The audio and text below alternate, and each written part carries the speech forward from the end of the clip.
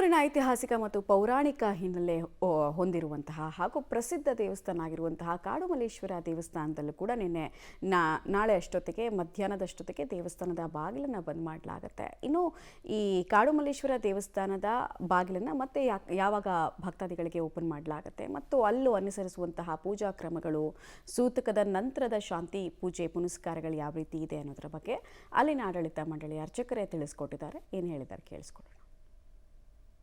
ಇದೇ ಭಾನುವಾರ ವರ್ಷದ ಕೊನೆಯ ಚಂದ್ರಗ್ರಹಣ ಸಂಭವಿಸ್ತಾ ಇದೆ. ಈ ನಿಟ್ಟಿನಲ್ಲಿ ಭಕ್ತಾದಿಗಳು ಇರಬಹುದು, ಗರ್ಭಿಣಿಯರಿರಬಹುದು, ಜನಸಾಮಾನ್ಯರಿಗೂ ಕೂಡ ಒಂದು ರೀತಿಯ ಆತಂಕ ಕೂಡ ಮನೆ ಮಾಡಿದೆ. ಜೊತೆಗೆ ದೇವಾಲಯಗಳಲ್ಲಿಯೂ ಕೂಡ ಚಂದ್ರಗ್ರಹಣಕ್ಕೆ ಸಿದ್ಧತೆಗಳನ್ನ ಕೂಡ ಮಾಡಿಕೊಳ್ಳಲಾಗಿದೆ. ನಾನಿವತ್ತು ಬೆಂಗಳೂರಿನ ಮಲ್ಲೇಶ್ವರಮಲ್ಲಿರ್ತಕ್ಕಂಥ ಕಾಡು ಮಲ್ಲೇಶ್ವರ ದೇವಾಲಯದ ನಂದಿ ದೇವಾಲಯದ ಬಳಿ ಇದ್ದೇನೆ. ನೋಡಬಹುದಾಗಿದೆ, ಈಗಾಗಲೇ ನಂದಿ ದೇವಾಲಯದಲ್ಲಿ ಪ್ರತಿನಿತ್ಯವೂ ಕೂಡ ದೇವರಿಗೆ ವಿಶೇಷವಾಗಿರ್ತಕ್ಕಂಥ ಒಂದು ಪೂಜೆ ಅಲಂಕಾರಗಳನ್ನ ಕೂಡ ನಡೆಸಲಾಗುತ್ತೆ. ಆದರೆ ಇದೇ ಭಾನುವಾರ ಈ ಒಂದು ದೇವಾಲಯ ಮಧ್ಯಾಹ್ನದಿಂದಲೇ ಕ್ಲೋಸ್ ಇರುತ್ತೆ. ಇನ್ನು ಈ ಬಗ್ಗೆ ಮಾತನಾಡಲಿಕ್ಕೆ ನಮ್ಮ ಜೊತೆ ರವಿಶಂಕರ್ ಭಟ್ ಅವರಿದ್ದಾರೆ, ಈ ದೇವಾಲಯದ ಅರ್ಚಕರು. ಅವ್ರನ್ನೇ ಮಾತನಾಡ್ಸ್ತೇನೆ. ಈಗ ಚಂದ್ರಗ್ರಹಣದ ದಿನ ಅಂದರೆ ಭಾನುವಾರ, ಯಾವಾಗ ದೇವಾಲಯ ಕ್ಲೋಸ್ ಆಗುತ್ತೆ, ಏನು ಹೇಳ್ತೀರಾ? ನೋಡಿ, ಈ ನಂದಿ ದೇವಸ್ಥಾನದಲ್ಲಿ ಮಧ್ಯಾಹ್ನ 12ವರೆಗೆ ಕ್ಲೋಸ್ ಆಗುತ್ತೆ. ಆಮೇಲೆ ರಾತ್ರಿ ಎಲ್ಲ ಕ್ಲೋಸ್ ಆಗೇ ಇರುತ್ತೆ. ಯಾಕೆಂದರೆ 9:30ರಿಂದ ಚಂದ್ರಗ್ರಹಣ ಶುರುವಾಗುತ್ತೆ, 12ವರೆವರೆಗೂ ಇರುತ್ತೆ. ಈ ಕಾಲದಲ್ಲಿ ಈ ಬಸ್ರಿಯವರು ಹಾಗೆ ವಯಸ್ಸಾದವರು ಅವರೆಲ್ಲ ಹೊರಗೆ ಹೋಗದೆ ಮನೆ ಒಳಗೆ ಇರೋದು. ಗ್ರಹಣ ಇದೆ ಅಂತ ಇದು ಭಯ ಪಡೋದು ಬೇಡ. ಯಾಕೆಂತಂದರೆ ಗ್ರಹಣ ಬಂದೇ ಬರುತ್ತೆ. ಆ ಉದ್ದೇಶದಿಂದ ದೇವಸ್ಥಾನದಲ್ಲಿ 12ವರೆಗೆ ಕ್ಲೋಸ್ ಆದರೆ ರಾತ್ರಿ ಎಲ್ಲ ಕ್ಲೋಸ್ ಆಗಿರುತ್ತೆ. ದೇವ್ರನ್ನೆಲ್ಲ ದರ್ಬೆಯಲ್ಲಿ ಇಟ್ಟಿರ್ತೀವಿ, ದರ್ಬೆಗೆ ಗ್ರಹಣ ಬರೋದಿಲ್ಲ ಅಂತ. ಹಾಗಾಗಿ ಬೆಳಗ್ಗೆ ಮುಂಚೆ ದರ್ಬೆಯನ್ನು ಹಾಗೆ ನಾವು ಮನೆಯಲ್ಲಿ ಹಾಲಿಗೆ ನೀರಿಗೆ ಎಲ್ಲ ದರ್ಬೆ ಹಾಕಿರ್ತೀವಿ. ಬೆಳಗ್ಗೆ ಸ್ನಾನ ಆಗೋಕ್ಕಿಂತ ಮುಂಚೆ ಆ ದರ್ಬೆ ಎಲ್ಲ ತೆಗೆದು ಸ್ನಾನ ಮಾಡಿ ಮನೆ ಸ್ವಚ್ಛತೆಯನ್ನು ಮಾಡುವಂಥದ್ದು.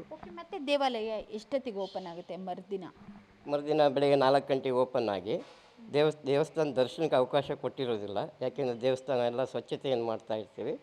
ಹಾಗಾಗಿ ಆಮೇಲೆ 6 ಗಂಟೆಗೆ ದರ್ಶನ ಕೊಡ್ತೀವಿ. 8ವರೆಗೆ ಇಲ್ಲಿ ಅಭಿಷೇಕ ಆಗ್ತದೆ ಗ್ರಹಣ ಶಾಂತಿಗೋಸ್ಕರ.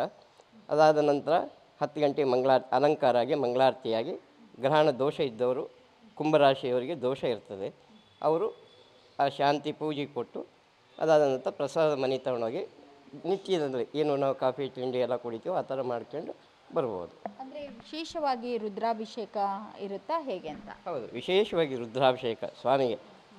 ಯಾಕೆಂತಂದರೆ ಚಂದ್ರನ ಹಣೆಯಲ್ಲಿ ತಲೆಗೆ ಧರಿಸ್ಕೊಂಡಿದ್ದಾನೆ, ಅವನಿಗೆ ಗ್ರಹಣ ಇರೋದರಿಂದ ಶಿವನಿಗೆ ಅಭಿಷೇಕ ಮಾಡಿ ಆ ಗ್ರಹಣ ದೋಷವನ್ನು ನಿವಾರಣೆ ಮಾಡುವಂಥ ಒಂದು ಕ್ರಮ ಉಂಟು.